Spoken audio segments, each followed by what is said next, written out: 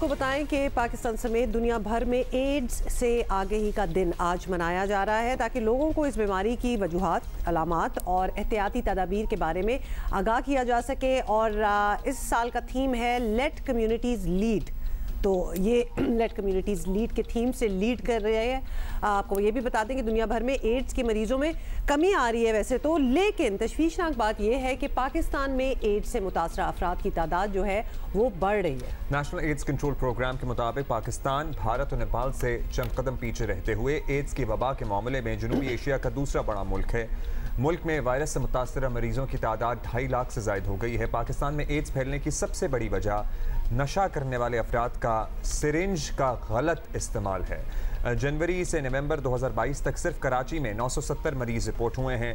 क्वेटा और गवादर समेत बलोचिस्तान के 6 अजला हाई रिस्क करार दिए गए हैं। एक रिपोर्ट के मुताबिक पाकिस्तान में 2022 में 9,773 एड्स के नए केसेस सामने आए हैं। नेशनल एड्स कंट्रोल प्रोग्राम के ताज़ा आदात शुमार भी इंतहाई तशवीशनाक हैं, जिसमें गुज़श्ता साल जून के हम बताएंगे आपको फिगर्स के ताज़ा शुमार गुज़श्ता साल जून तक के सिर्फ जो HIV एड्स के केसेस हैं वो 53,718 रजिस्टर हुए। And can I just say reported कुछ और फिगर्स होते हैं और एक्चुअल नंबर्स कुछ और होते हैं, ये तो एक्सपीरियंस कैन टेल यू। और वैसे भी जब अब्दुल्ला आपने ये बात की है ना कि हमारा ज़रा sort of competition, not a very good competition, लेकिन इंडिया और नेपाल से चल रहा है और हम थोड़ा सा ही पीछे हैं, तो आप इंडिया की पॉपुलेशन देखें और हमारी देखें, कोई कंपैरिजन नहीं, कोई कंपैरिजन नहीं है।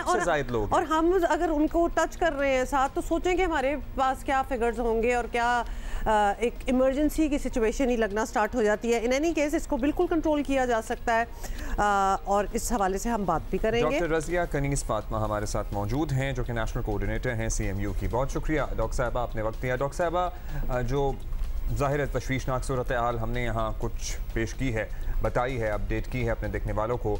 सबसे पहले तो लोगों के जहन में यही सवाल आता है कि क्या वाकई ये इतना गंभीर मसला है हमारे मुल्क के लिए? जी बहुत शुक्रिया। हाँ, सबसे पहले तो जो वर्ल्ड एड्स डे है, एड्स का आलमी दिन, मैं उसके बारे में ये कहना चाहूँगी कि जो पाकिस्तान के बारे में शायद कुछ स्टेटिस्टिक्स हैं कि शायद ख़तरनाक सूरत हाल है पाकिस्तान में, तो ऐसा नहीं है। पाकिस्तान अल्हम्दुलिल्लाह जो प्रेवलेंस है एड्स की, जिसको हम साइंटिफिक टर्म्स में बर्डन कहते हैं, तो वो हमारा जनरल पॉपुलेशन में लेस दैन 1% है। तो इसकी जो ज़्यादातर केसेस आते हैं वो कोई मखसूस पॉपुलेशन से आते हैं जिसको हम टारगेटेड स्क्रीनिंग के ज़रिए अप्रोच करते हैं। सो इसका ज़्यादा मसला जो है वो अफ्रीकन कंट्रीज़ में है। ज़ाहिर है वहाँ पे इसकी प्रेवलेंस ज़्यादा है क्योंकि रिस्की बिहेवियर्स वहाँ पे ज़्यादा हैं, लेकिन यहाँ पे अल्हम्दुलिल्लाह पाकिस्तान में ये इतना बड़ा मसला नहीं है। लेकिन फिर भी इस वक्त सूरत हाल ये है कि जैसे लाड़काना में आउटब्रेक हो चुकी है, तो हम ज़्यादा अलर्ट हैं और हम ये कोशिश कर रहे हैं कि टारगेटेड स्क्रीनिंग अप्रोचेस करें, ज़्यादा से ज़्यादा लोगों को इसकी आगाही दें कि HIV एड्स से बचाव मुमकिन है और ये एक ऐसी बीमारी है जिसका इलाज और बचाव कम्प्लीटली पॉसिबल है और ये मुमकिन है और इसको हम कम्युनिटी इंगेजमेंट के थ्रू बेहतर कर सकते हैं। डॉक्टर साहब, दैट्स गुड टू नो कि इतनी इमरजेंसी टाइप सिचुएशन नहीं है और इसको कंट्रोल भी किया जा सकता है। समझा जाता है कि इस वायरस और इसके फैलाव के तरीक़ेकार से मुतालिक आगाही ना होने की वजह से हालात जो हैं वो इतने भी जो नंबर्स हमारे बढ़ गए और आप कह रही हैं कि लाड़काना में भी इस वक्त ज़रा फैलाव जो है वो बढ़ रहा है, तो आप भी समझती हैं कि lack of knowledge, lack of information की वजह से ये चीज़ ज़्यादा बढ़ी है? जैसा कि मैंने अभी कहा कि जो हालात आप कह रहे हैं आउट ऑफ कंट्रोल है, ऐसी बात नहीं है। शायद स्टेटिस्टिक्स जो रिपोर्ट हुई हैं वो लाड़काना में मोस्टली इस तरह से हुआ है, जो कि एक स्पेसिफिक वजह थी उसमें, और उसकी वजह ये थी कि वहाँ पे जो आम तौर पे एड्स के फैलाव की वजह है वो गैर महफूज जिनसी ताल्लुक़ है। लेकिन इस सूरत हाल में जो लाड़काना में हुई उसमें जो नीडल एक्सचेंज सर्विस थी वो पुअर थी, क्योंकि लोग जो हैं वो, आपको पता है कि कम्युनिटी ज़्यादातर वो चाहती है कि उनको इंजेक्शन लगाएं और इंजेक्शन जो है वो किसी भी डॉक्टर से लगाएं।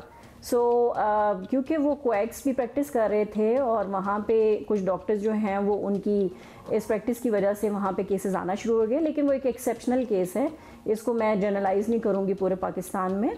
हमारी जो हैं वो अल्हम्दुलिल्लाह सेफ़ सरिंज प्रैक्टिसेस भी है अब, और उसके बाद हमने ज़्यादा इक़दाम लिए हैं इसको फैलाव को रोकने के लिए।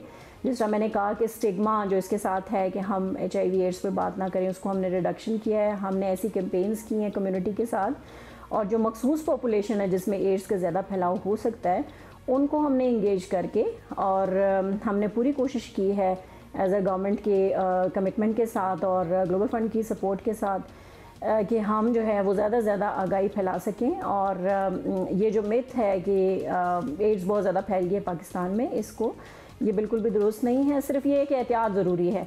अगर आप इंजेक्शन भी लगवाएं तो प्लीज़ चेक करें कि वो डिस्पोजेबल सिरिंज हो। अगर आप ब्लड ट्रांसफ्यूजन लगवाएं तो उसको चेक करें कि वो ऑलरेडी स्क्रीन हो HIV एड्स के लिए। सो सेफ़ अगर हम ट्रांसफ्यूजन प्रैक्टिसेस करें, सेफ़ नीडल एक्सचेंज करें और अपने डॉक्टर्स को इस चीज़ की आगाही करें, अपने जो मरीज़ हैं उनको आगाही करें, तो एड्स पे का फैलाव जो है ना वो उससे बचाव भी मुमकिन है और उसका फैलाव भी रोका जा सकता है। और ज़ाहिर है कि इसमें जिनसी बेहरारबी पे भी बात होनी चाहिए, ये ट्रांसफ्यूजन और ये सारी चीज़ें हैं।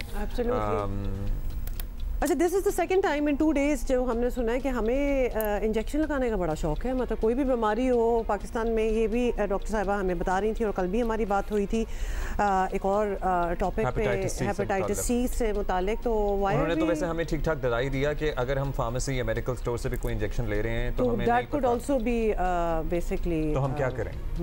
आई लुक फॉर जो क्या इंडिस्पेंसेबल, वो कहते हैं डिस्ट्रक्टेबल, जो खुद ही वो दोबारा यूज हो ही नहीं पाती वो वाली जो है, तो लुक फॉर दोज। लेकिन ये सारी कॉन्वर्सेशन में ये ज़्यादा मुझे ख़तरनाक बात लगी है।